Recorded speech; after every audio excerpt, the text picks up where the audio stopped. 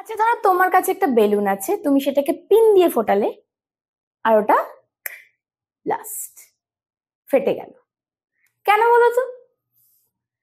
তুমি বলবে এ তো নর্মাল ম্যাম, প্রত্যেকদিন দেখি বেলুনের মধ্যে যদি আমরা কিছু এরকম দিয়ে, এমন জিনিস যেটা ভীষণ সুচলো সেরকম জিনিস দিয়ে যদি আমরা ফোটাই তাহলে সেটা তো একদম ফেটেই যায়। এটা তো নর্মাল ম্যাম, এটাই আবার কি আছে জানার আছে?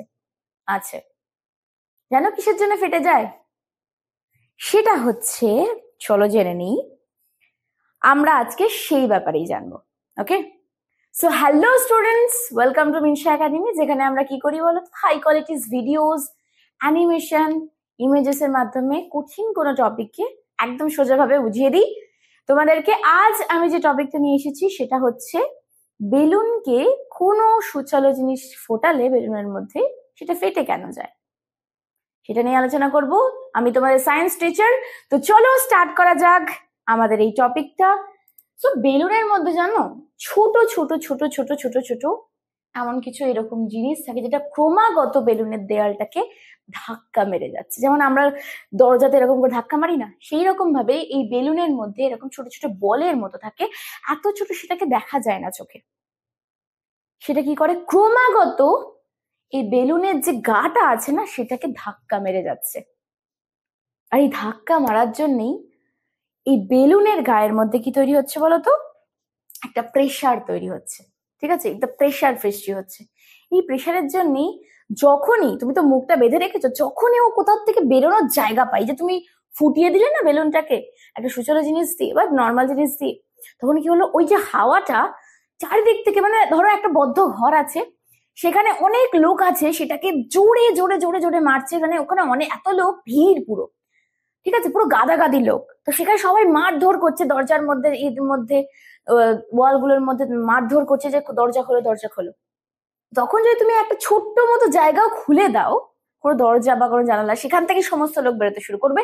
তেমনই হয় এখানে, কি হয়, এই যে অণুগুলো এত বেশি প্রেসার তৈরি করে এই ওয়ালের গায়ে, তো যখনই তুমি এরকম কিছু ফুটিয়ে দাও তখন সেটা বেরিয়ে আসে। এটাকে কি বলে বলতো, এই যে ঘটনাটা, এই যে অণুগুলো, এটাকে বলে অণু। এই ছোটগুলো জিনিসগুলোকে কি বলে, অণু। তো এই অণুগুলো ক্রমাগত কি করে বলতো, এই যে দেয়ালে ধাক্কা মারছে, এতে কি করে বলতো, একটা চাপ তৈরি হচ্ছে। এটাকেই আমরা কি বলি বলতো, গ্যাসের চাপ। কি বলি? গ্যাসের চাপ। তাহলে গ্যাসের চাপ জিনিসটা ক্লিয়ার।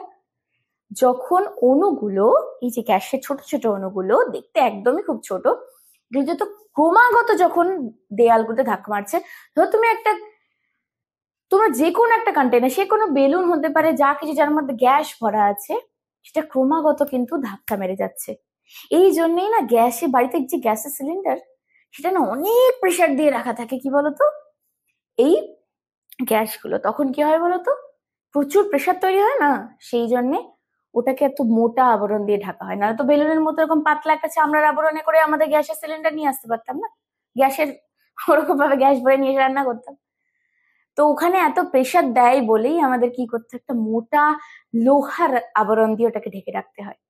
ঠিক আছে, সেই জন্যই ফুটবলকে যখন আমরা বাইরে থেকে হাওয়া দিই, তখন ওর মধ্যে কি হয়, ফুটবলের মধ্যে প্রচুর পরিমাণে অণু ঢুকছে, আর অণুগুলো ক্রমাগত ধাক্কা মারছে। আর ওই জন্য দেয়ালটা দেখো এরকম চুপসে জিনিসটা ধীরে ধীরে ধীরে ধীরে ফুলে ওঠে, ধাক্কা মেরে মেরে ওটা কি করছে না ভিতর থেকে। বুঝতে পেরেছো? সেই যেমন প্লাস্টিকের ভিতরে ফু দিলে দেখবে প্লাস্টিকটা এরকম কোচকানো প্লাস্টিকটা ধীরে ধীরে এরকম খুলে গিয়ে পুরো ভর্তি হয়েছে, সেটা এক কারণ। ও গিয়ে গিয়ে ধাক্কা মারছে, যে যা যা যা যা ঠিক হয়, যতটা জায়গা পারবে ততটা জায়গা নিয়ে নেবে। এটা কি বলে, গ্যাসের চাপ। তো এই গ্যাসের চাপ মাপার যন্ত্রের নাম কি? দেখো, নর্মালি আমরা ম্যানোমিটার দিয়ে গ্যাসের চাপ মাপি, ম্যানোমিটার। ঠিক আছে, এটা একটা যন্ত্র।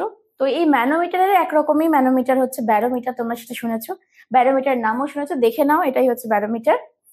তো এটা দিয়ে আমরা নর্মালি মাপি, সবাই ব্যারোমিটারই বলে, কিন্তু মেনলি আমরা ম্যানোমিটার দিয়ে মাপি। ম্যানোমিটারেরই একটা ভাগ বলতে পারো, এক ধরনের ম্যানোমিটার ব্যারোমিটার। ঠিক আছে, সেটা দিয়ে আমরা কি করি, গ্যাসের চাপ, গ্যাসটা যে কতটা চাপ দিচ্ছে সেটা আমরা মাপতে পারি। ওকে, চলো এইবারে কি, এবারে আমরা দেখে নিই যে গ্যাসের চাপ কি কি জিনিসের উপর নির্ভর করে। মানে গ্যাসের চাপ কখন বাড়বে কখন কমবে সেটা কি করে আমরা ঠিক করবো। দেখো, ফার্স্ট হচ্ছে গ্যাসের পরিমাণ। যত গ্যাস বেশি হবে তত বেশি চাপ দেবে। এই মানুষ একটা ঘর হিসাবেই ভাবো, যত বেশি মানুষ তত বেশি দেয়ালে প্রেশার, হ্যাঁ না? তো সেই জন্য আমি বলছি যে যত বেশি অণু থাকবে গ্যাসের চাপটা তত বেশি হবে, যত বেশি মানুষ তত বেশি দেয়ালে মারবে বেরোনোর জন্য। তারপরে কি, তারপরে হচ্ছে উষ্ণতা বা তাপমাত্রা। তাপমাত্রা যত বেশি বাড়বে, দেখতেই পাচ্ছ তাপমাত্রা কম, ধীরে ধীরে তাপমাত্রা বাড়াচ্ছি, এই অণুগুলো কি করে না আরো জোরে জোরে ছোটাছুটি করে। এই তাপমাত্রা জিনিসটা এমন একটা জিনিস যেটা অণুগুলোকে কি দেবো তো, যেমন ধরো তুমি খাওনি, তো খাওনি কি আছে, তোমার মধ্যে এনার্জি কম আছে, তুমি খেয়ে নিলে এইবার তুমি ছোটাছুটি করছো সব জায়গায়, এখান থেকে যাচ্ছ ওখান থেকে যাচ্ছে, এই করছো, ঠিক আছে?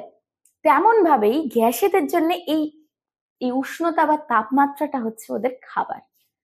যত তাপমাত্রা বাড়বে তত বেশি এইদিক ওদিক ওদিক ওদিক ছুটবে, তত জোরে জোরে ছুটবে, তত জোরে জোরে দেয়ালে গিয়ে ধাক্কা মারবে, তত জোর থাকবে এই আমি খেয়েছি এইবার দেয়ালে আরো জোরে জোরে মারবো সেই জন্যে আরো বেশি প্রেশার তৈরি হয়, ঠিক আছে? আর লাস্ট যেটা হচ্ছে সেটার উপর নির্ভর করে, দেখো সেটা হচ্ছে পাত্রের আয়তন। পাত্রটা যদি ছোট হয়, বুঝতেই পারছো, ধরো সেমই অণু আছে, ধরো এখানেও 100টা আছে এখানেও 100টা আছে, এবার ঘরের হিসেবে কল্পনা করো, ছোট ঘরের মধ্যে 100 জন আছে, বড় ঘরের মধ্যে 100 জন আছে, কোথায় বেশি প্রেশার তৈরি হবে? ছোট ঘরটার মধ্যে 100 জন আছে, গাদাগাদি করছে ওখানে, ঠিক আছে? সেই জন্যেই যখন আয়তন কম হয়ে যায় তখন গ্যাসের চাপ কি হয়ে যায়, বেড়ে যায়, ঠিক আছে? এটাও আবার কিন্তু বয়েলের সূত্র, ঠিক আছে? গ্যাসের চাপ যখন বাড়াই তখন আয়তন কমে যায়, আয়তন যখন বাড়াই তখন চাপ কমে যায়, ঠিক আছে?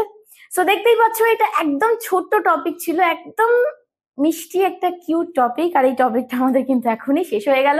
এত ছোট টপিক এত সুন্দরভাবে তোমরা বুঝতে পারলে, ঠিক আছে? তো এইরকমই যদি ভিডিও দেখতে চাও তাহলে কি করতে হবে, ইউটিউবে যদি ভিডিওটাকে দেখছো তাহলে মিনসা একাডেমিকে সাবস্ক্রাইব করে নাও আর একটা লাইক দিয়ে দাও, আর যদি এই ভিডিওটাকে ফেসবুকে দেখছো তাহলে মিনসা একাডেমিকে ফলো করে নাও, আর एक लाइक तो बनता है।